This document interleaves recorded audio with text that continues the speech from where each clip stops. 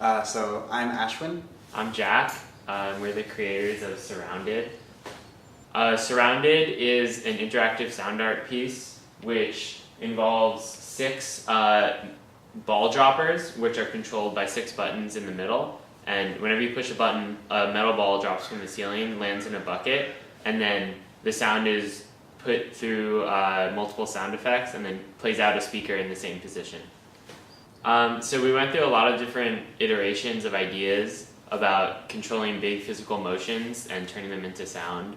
And I think there's sort of a lot of aspects to the piece. I think one of the ones that we started with was having some sort of physical motion that the user controls, and having that physical motion then turn into a sound. And so in our case, that physical motion is a metal ball that drops from the ceiling, and it falls into a bucket, and then that creates a sound which we then record and play back to the user. And we went through a lot of ideas, and we eventually decided on putting the person in the center of the motion, and it makes it a much more engaging experience. And so there's actually 2 distinct parts to the technical system of the piece. We have the thing that is mounted on the ceiling, which is basically a contraption of a hexagonal structure on which we have lots of ball droppers that basically drop one single ball at a time.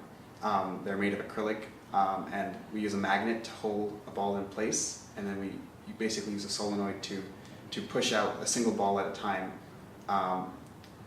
and then when the solenoid comes back up, the next ball kind of comes back and sticks next to the magnet. And that is controlled by...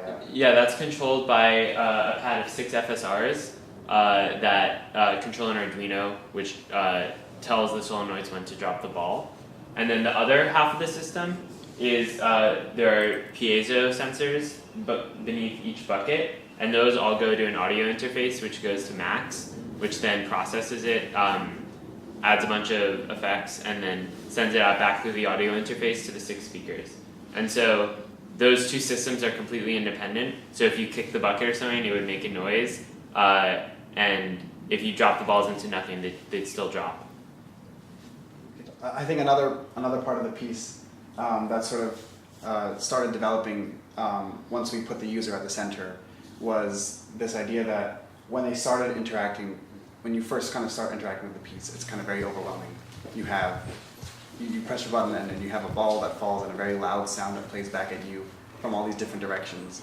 And you would kind of almost expect somebody who starts using it to immediately sort of step out, because it's almost like an attack on your senses. But it's kind of nice to see that people who use it sort of start trying to overcome the fear of pressing a button, and eventually you sort of see them start mashing and kind of coming to terms with all of the balls that are falling around them. And really kind of, I think it's almost kind of inspiring when we were seeing people use it, that they were able to overcome that and then treat it as an instrument and actually feel like they were in control of the balls dropping.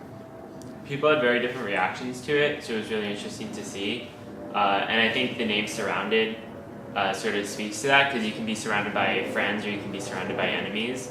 So some people definitely saw the dropping balls as enemies, while some people embraced them and made them their friends.